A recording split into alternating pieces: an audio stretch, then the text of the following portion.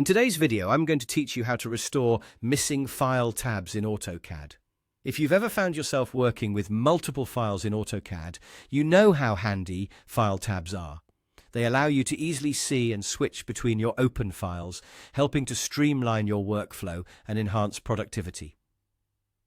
However, sometimes these file tabs can mysteriously disappear, leaving you with an extra bit of frustration.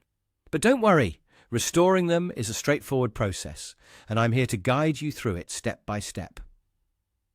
Let's start by accessing the tools you need.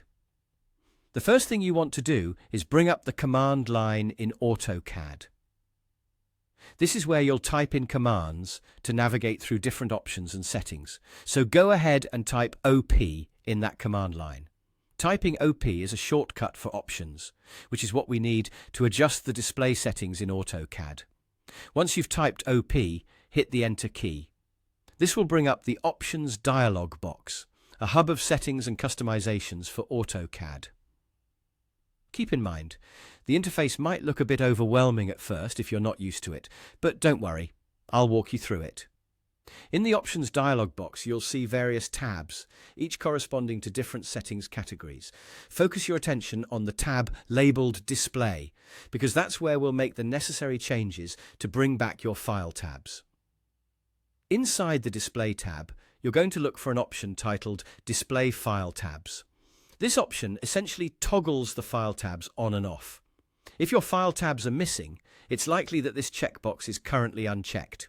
So your next move is to click on the checkbox next to Display File Tabs to ensure it's checked.